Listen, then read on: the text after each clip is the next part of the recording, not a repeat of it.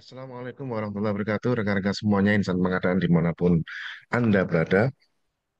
Pada video kali ini, izinkan saya mengulas salah satu buku pendukung yang berupa e-book yang bisa Anda peroleh dari buku Smart Procurement Planning ini ya, yang kami tulis eh, saya dengan Hernaning Rangga, bahwa buku ini akan mengulas tentang isu yang dalam beberapa minggu terakhir ini sangat-sangat ramai dibicarakan terkait dengan pemotongan anggaran dan strategi yang akan kita ulas pada buku ini, e-book pendukung ini yang bisa Anda dapatkan dari QR Code dari buku Smart Procurement Planning ini, ya, dari QR Code Smart Procurement Planning yang akan membantu teman-teman semuanya untuk mengambil keputusan terkait dalam prioritas pemotongan anggaran. Dan strategi ini bisa digunakan bukan hanya untuk pemerintah, namun juga bisa digunakan untuk banyak entitas yang mengalami hal yang serupa. Inilah kami persembahkan semuanya, Smart Budgeting, strategi cerdas menghadapi pemotongan anggaran pemerintah. Ini sekali lagi bisa didapatkan e-book ini pada QR Code Smart Document Planning yang bisa didapatkan pada QR Code-nya. Nah, dalam QR Code-nya ini isi QR Code-nya. Nanti rekan-rekan download ulang. Kemudian setelah di-download ulang, ada Google Drive isinya ini yang di dalamnya, di dalam folder ini supporting book. Nah, di sini ada salah satu buku yang kami taruh yang akan kita ulas kilas hari ini yaitu Smart Budgeting. Jujurnya buku ini juga saya berikan gratis ya beberapa hari yang lalu bagi teman-teman yang merasa mendapatkan ini. Anda beruntung jika Anda kesulitan mendapatkan ini, maka rekan-rekan semuanya, demi konsistensi dan keselarasan terhadap e-book tersebut, saya taruh di Smart Document Planning. Inilah buku pendukung Smart Budgeting, strategi cerdas menghadapi pemotongan anggaran pemerintah. Saya merasa ingin menulis ini ya karena tahun ini sungguh berat bagi pemerintah ya. Eh, telah terjadi pemotongan besar-besaran. Walaupun memang tidak semua, tapi ya sangat dirasakan dan semoga ibu ini bisa membantu. Ya jangan asal potong ya karena bagaimanapun yang fenomena yang kami terima adalah pemotongan anggaran di semua instansi pemerintah tersebut hampir yang sepanjang yang saya tahu tidak melibatkan UKBBJ, pemotongan anggaran bahkan mungkin pada saat menyusun impres itu jangan-jangan ya tidak melibatkan unit kerja pengadaan barang jasa ya. Oh, dan sekaligus ini himbauan untuk instansi pemerintah yang saat ini saya kira masih sedang berjuang untuk ngutak-ngatik anggarannya yang mana yang dipotong, mana yang dipertahankan, mana yang dikurangi, libatkan UKWBJ. Karena apa? Karena UKWBJ yang di dalamnya ada fungsional pengelola pengadaan adalah yang memiliki kompetensi di bidang perencanaan pengadaan. Ya, belanja pemerintah itu hampir semuanya adalah bagian dari pengadaan barang jasa. Ya, bahkan belanja gaji saja itu sebenarnya adalah pengadaan barang jasa, yaitu belanja, yaitu pengadaan dengan cara swakelola bahkan. Apalagi yang bukan yang lain seperti akun 52 belanja barang, akun 53 belanja modal, akun 57, akun 58 belanja sosial, belanja hibah, itu sudah pasti pengadaan barang jasa dan itu membutuhkan rekan-rekan fungsional pengelola pengadaan, ahli pengadaan, ya, untuk bisa membantu membuat kebijakan yang bijak. Ini ya, kita akan mulai tidak kita kita bacakan semua setidaknya hal-hal penting yang cukup barangkali seolah memberikan masukan kepada pemerintah ya bagaimana strategi yang tepat ya karena tidak dilibatkannya kurang dilibatkannya ya kita ingin kita menyampaikannya dengan cara seperti ini kita tuangkan dalam VT melalui media sosial seperti ini. Ya, jadi dalam kondisi ekonomi global yang penuh ketidakpastian ini ya pemerintah di berbagai negara termasuk Indonesia ya mengalami kondisi yang berat ya.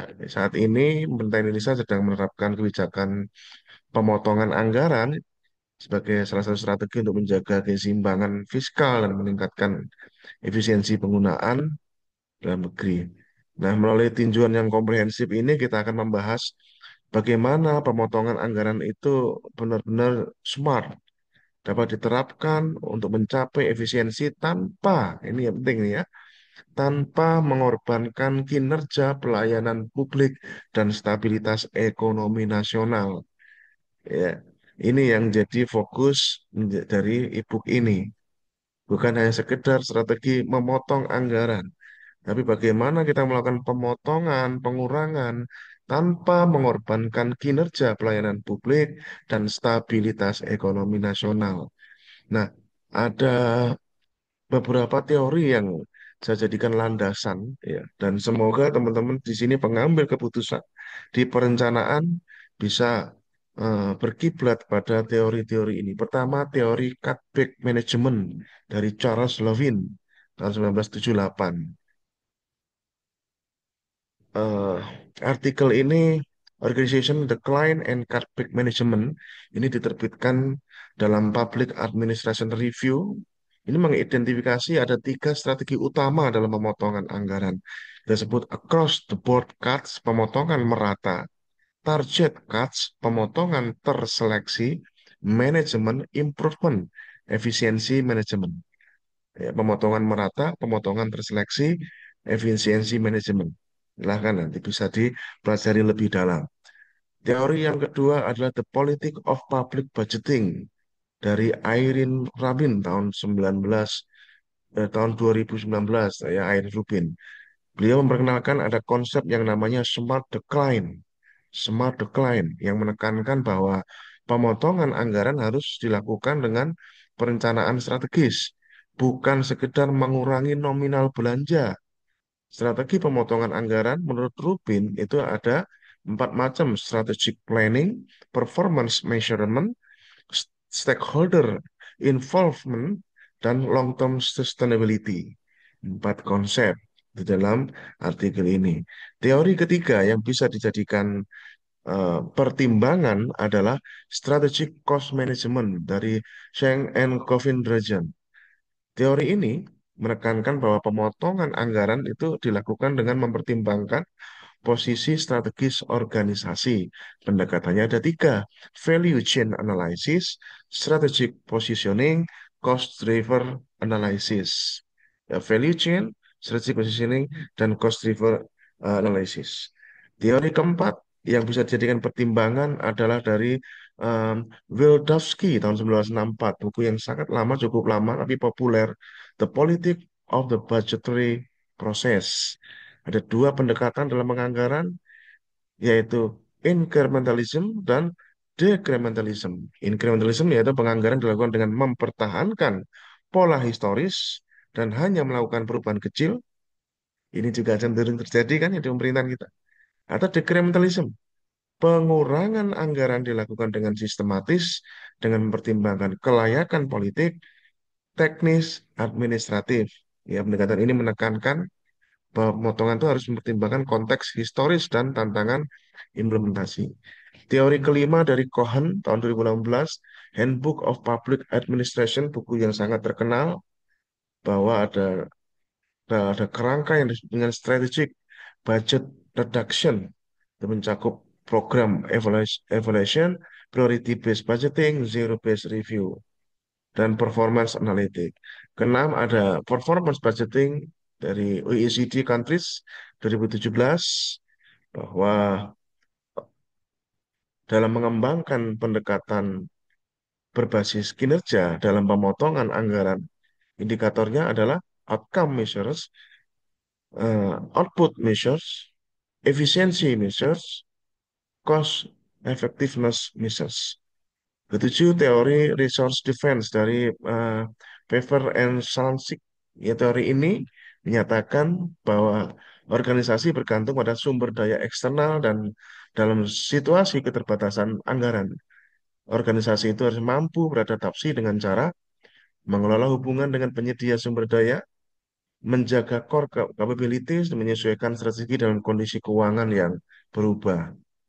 Nah, kemudian yang kedelapan ada Hood and Wright dan 1981 Big Government in Hard Times. Hood and Wright mengembangkan strategi untuk menghadapi tekanan fiskal dengan tiga pendekatan: decremental strategis, manajemen strategis, system changing strategis. Sembilan ada Xavier 1996 budgetary control and management at government level. Xavier mengembangkan framework evaluasi program dengan empat aspek utama: program relevance, program effectiveness, program efisiensi, financial viability. Yang terakhir ada dari Pande 2010, financial management. Pande mengusulkan teknik analisis dalam memotong anggaran yaitu cost benefit analysis, alternative service delivery, organizational restructuring, dan proses engineering. Nah, dari situ, nah ini di bawahnya di dalam e-book ini disediakan sumbernya ya, bisa di-download, bisa dipelajari. Nah, sekilas izinkan saya menyampaikan bagaimana saya melakukan analisis persentase pemotongan ya. Dari teori tersebut, kita analisis secara kualitatif menghasilkan analisis persentase berikut ini. Pertama, belanja yang dapat dipotong signifikan. Belanja yang dapat dipotong signifikan. Bisa 20 sampai 30%.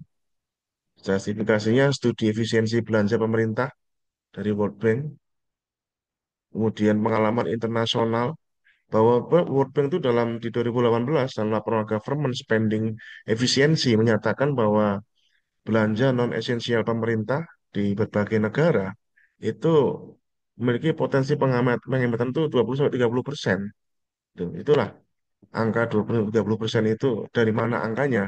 Ya dari studi efisiensi belanja pemerintah oleh World Bank. Kemudian justifikasi lainnya juga dari pengalaman internasional ya dalam program penghematan anggaran ya negara-negara kayak Kanada, Inggris itu telah berhasil menghemat 20-30% dari belanja non esensial melalui program penghematan yang terstruktur, bukan mendadak ya, terstruktur. Justifikasi lain dari analisis utilisasi aset dan fasilitas pemerintah. Ini studi dari ICT tahun 2020. Itulah justifikasi 20-30% terhadap belanja yang dapat dipotong signifikan. Apa saja yang bisa dipotong? Komponen belanja seremonial dan representasi 30%, ya. Yang terdiri dari over budgeting historis dan digital dengan cara bagaimana over budgeting historis. Ini data historis menunjukkan bahwa belanja seremonial dan representasi seringkali mengalami over budgeting sebesar 25-35%. Ya, kemudian digitalisasi acara ya dengan memanfaatkan teknologi virtual, kebutuhan acara fisik dapat dikurangi tapi bukan dihilangkan. Kemudian juga pengadaan aset non esensial 25%, kemudian belanja administratif 20%. Secara rinciannya bisa dibaca sendiri ya. Tadi itu adalah belanja yang dapat dipotong signifikan. Kedua, kami istilahkan belanja yang perlu dioptimalisasi. Kami usul 10 sampai 20%. Apa justifikasinya? Ini benchmark internasional untuk efisiensi ini dari laporan OECD lagi tahun 2019. Justifikasi lainnya dari studi McKinsey dan Company 2020. Kemudian juga dari data historis. Ya. Komponennya apa aja? Perjalanan dinas 15%.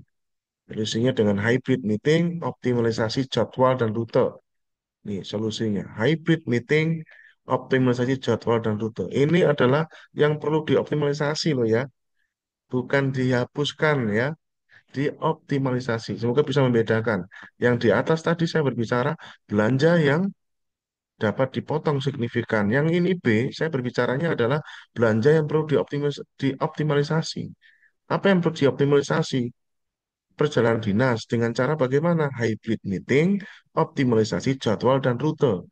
Bukan dihapuskan loh ya, bukan dihapus, dihilangkan. Kedua, belanja MIC, Meeting, Incentive, Convention, Exhibition. 10% saja. Bagaimana mengoptimalisasinya? Konsolidasi event, negosiasi dengan vendor. Dua ini, optimalisasi itu begitu. Ya, insya Allah itu kan bisa mengurangi 10% itu nanti. Konsolidasi event. Ya, tidak serta-merta memotong anggarannya, tapi lakukan ini, pertimbangkan baik-baik. Ketika pengadaan barang jasa operasional 15%, bagaimana caranya konsolidasi pengadaan lintas unit itu kan mengurangi banyak. Standarisasi spesifikasi itu juga mengurangi banyak, ya. Itu namanya belanja yang perlu dioptimalisasi 10-20%. Kita kan bisa mengurangi 10-20% nantinya. Nah, ketiga adalah belanja yang memang harus dipertahankan, ya. Justifikasinya apa? Yang 0-5% ini. Karena punya dampak langsung pada pelayanan publik. Kemudian sudah menjadi kewajiban konstitusional. Seperti sektor kesehatan, pendidikan, dan ini yang paling penting, multiplier efek ekonomi. Apa yang bisa, komponen yang perlu dipertimbangkan, yang dipertahankan di sini? Pelayanan dasar, ini tidak boleh. Ya, pelayanan dasar seperti puskesmas, sekolah negeri, bansos yang dipertahankan, ya. Fokusnya itu pada efisiensi prosesnya, mengurangi birokrasinya, meningkatkan kualitas layanan tanpa mengurangi anggaran, gitu. Gaji dan tunjangan, apapun itu, jangan sampai. Kalau urusan perut pasti akan sensitif. Infrastruktur kritikal, efisiensi metode konstruksi, value engineering. Coba lakukan. Ini kami prediksi bisa 5% pengurangannya. Ya. Nah, bagaimana kita melakukan strategi klasifikasi belanja ya? Implementasinya yang lebih konkret itu bagaimana? Kita lihat, kita balik lagi yang tadi yang must have, belanja yang harus dipertahankan. Pelayanan kesehatan dasar, ya. Anggaran operasional puskesmas dan rumah sakit. Pastikan dana operasional harian seperti listrik, air, pembelian gedung, ya. Kemudian pengadaan obat-obat esensial, pemeliharaan alat kesehatan vital. Ini adalah pelayanan belanja yang dipertahankan ya, lebih rinciannya ya, bagian ini. Pembelian alat kesehatan vital, program vaksinasi pencegahan penyakit, gaji dan tenaga kesehatan, jangan sampai dipotong, dipertahankan. Di sektor pendidikan apa? Gaji guru dan tenaga pendidik, biaya operasional sekolah negeri, program bantuan pendidikan untuk siswa kurang mampu, pemeliharaan fasilitas pendidikan dasar, pengembangan kurikulum dan pelatihan guru. Ini adalah implementasi konkretnya dari bab sebelumnya ya. Kemudian apa yang disebut dengan infrastruktur vital? Pemeliharaan jalan nasional dan jembatan. Ini jangan sampai dikurangi nih ya. Sistem pengairan dan bendungan, infrastruktur telekomunikasi pemerintah, sistem kelistrikan pemerintah, fasilitas keamanan dan pertahanan, jaring pengaman sosial, bansos tepat sasaran, program pemberdayaan masyarakat, subsidi pangan pokok, bantuan langsung tunai untuk kelompok rentan, program padat karya. Jangan sampai. Itu yang dipertahankan. Bagaimana yang dioptimalisasi itu apa aja? Perjalanan dinas tadi, apa aja rinciannya? Sistem hybrid meeting, jadi implementasi platform virtual meeting, standarisasi kebutuhan perjalanan versus virtual meeting, dan pengembangan SOP hybrid meeting. Kemudian standarisasi biaya, rinciannya revisi standar biaya masukan, optimalisasi rute perjalanan, implementasi sistem booking terpusat. Itu akan mengurangi banyak nanti. Kemudian sistem prioritas, kriteria perjalanan prioritas versus non prioritas. Jadi kita tetapkan, ya.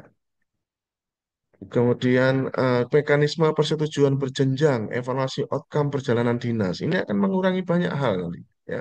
Kemudian yang kedua, rinci lebih konkret tentang meeting dan misi tadi, rasionalisasi event. Jadi konsolidasi event sejenis, penggabungan rapat-rapat terkait, evaluasi efektivitas setiap jenis pertemuan.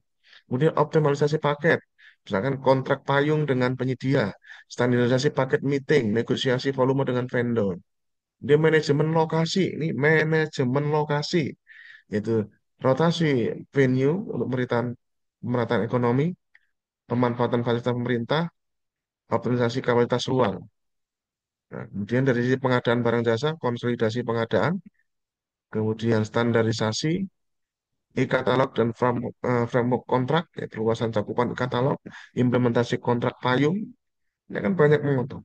Kemudian belanja yang dapat dipotong signifikan ya, kendaraan dinas, ya, perpanjangan masa pakai kendaraan existing, optimalisasi pool kendaraan, rasionalisasi jumlah kendaraan per unit.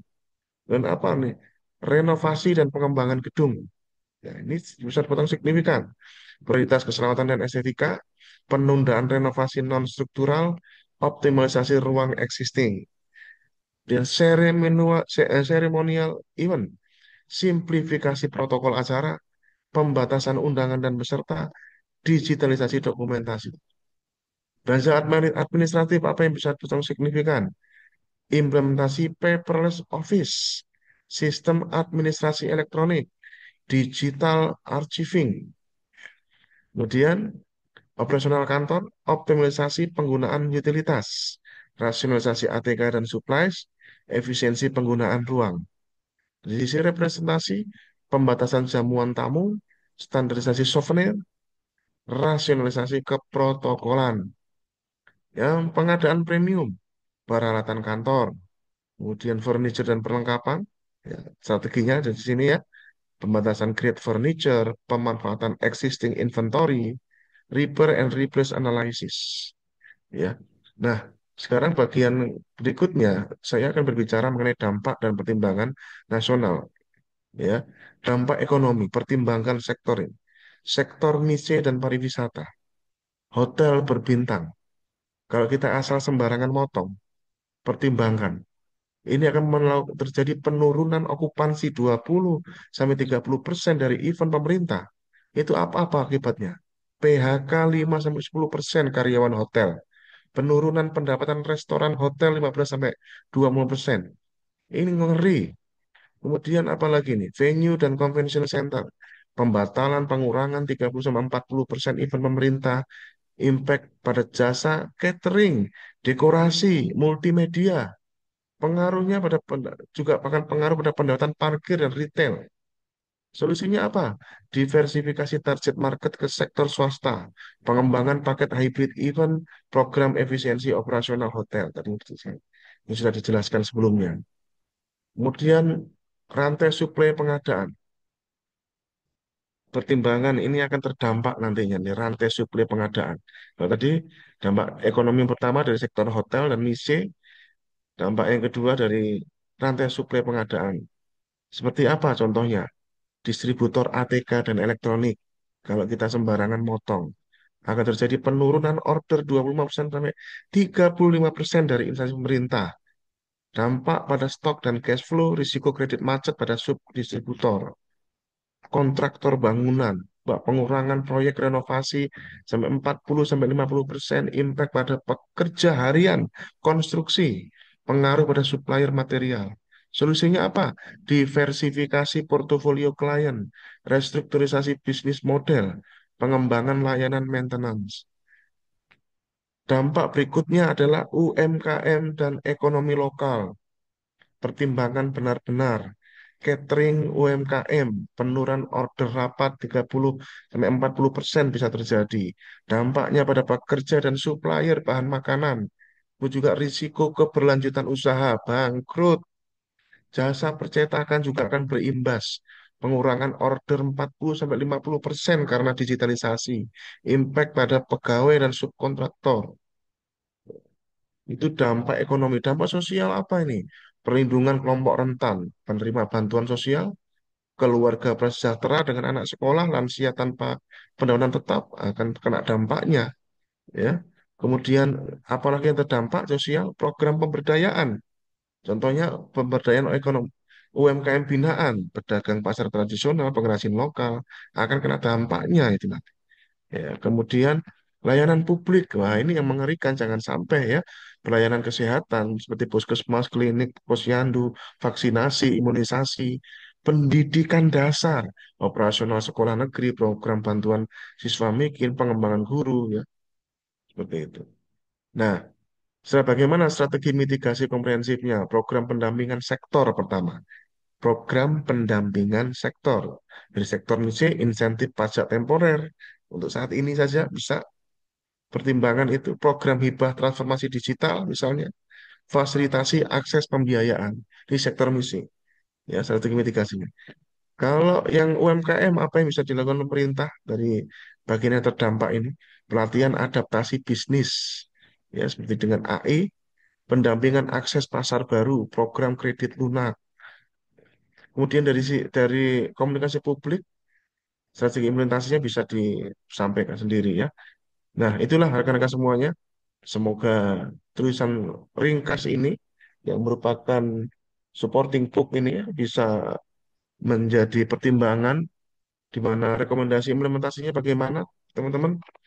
Tahap persiapan ya jangan. Jadi idealnya itu ya seperti itu. Tidak, jadi bukan langsung dipotong langsung berlaku ya. Tapi dari best practice-nya itu kalau nggak terjadi efisiensi itu paling nggak 1-2 bulan pertama tahap persiapan dulu, membutuhkan tim implementasi ya. Di situ ada steering committee ya, kemudian eh, pembagian tugas-tugas, kemudian penetapan deliverable-nya, KPI-nya bagaimana, ya, kemudian seperti itu ya. Kemudian penyusunan detail rencana, analisis baseline, kemudian target setting, seperti itu. Fase kedua baru fase implementasi, ya, di mana quick win 0-3 bulan pertama, ya, setelah persiapan tadi, dengan efisiensi administratif, rasionalisasi immediate, dan quick process improvement. Kemudian optimalisasi menengah 3-12 bulan. Jadi poin saya sebenarnya di sini adalah kebijakan pemotongan itu sifatnya bertahap ya. Karena ini uang uang negara dan itu efeknya akan pasti besar. Pemirsa bisa melihat gagasan saya di sini, persiapan, implementasi saja ada opsi dasar, opsi menengah 3-12 bulan, seperti transformasi sistem perjalanan dinas, kemudian reformasi pengadaan, efisiensi MIC, transformasi struktural lebih dari 12 bulan kalau ini ya. Kemudian bagian ketiga, roadmap yang ketiga, tadi pertama adalah tahap persiapan 1-2 bulan, fase implementasi ini bisa 1 tahun, monitoring dan evaluasi. Ya, monitoring dan evaluasi yang di mana frameworknya apa aja, framework dari monitoring, real time dashboard. Ini dipersiapkan terlebih dahulu ya. Kemudian regular assessment, weekly progress review, monthly performance report, quarterly strategic review ya. Kemudian impact analysis, analisis terhadap dampaknya terus diperhatikan. Economic impact assessment, bagaimana nantinya service quality monitoring dipersiapkan, stakeholder satisfaction survey dilakukan, itu nantinya. Mekanisme penyesuaiannya feedback loop system. Ya, pertama, kemudian adaptive management. Yang ketiga adalah performance enhancement, best practice sharing, misalkan dengan cara itu ya, innovation recognition, penghargaan-penghargaan inovasi. Ya. Dan ini roadmap yang keempat, manajemen risiko dan mitigasi, di mana di situ kita merencanakan risk management framework-nya, mengidentifikasi risikonya, memitigasi strateginya, kemudian change management, dan seterusnya. Roadmap yang kelima adalah keberlanjutan program ini. Bagaimana long term sustainability, ya, kemudian eh, roadmap keenam adalah terakhirnya evaluasi dampak secara jangka panjang. Sehingga kesimpulannya teman-teman semua ya, pemotongan anggaran bukanlah sekedar exercise pengurangan nominal, melainkan kesempatan untuk transformasi menuju pengelolaan keuangan publik yang lebih efisien dan efektif. Keberhasilan terletak pada keseimbangan antara efisiensi fiskal dan dampak sosial ekonomi yang lebih luas. Dengan pendekatan smart budgeting ini, pemerintah dapat mencapai efisiensi anggaran sambil tetap mempertahankan kualitas layanan publik dan menjaga stabilitas ekonomi nasional. Yang terpenting adalah memastikan bahwa setiap rupiah yang dibelanjakan memberikan nilai maksimal bagi masyarakat. Sukses, jaga integritas.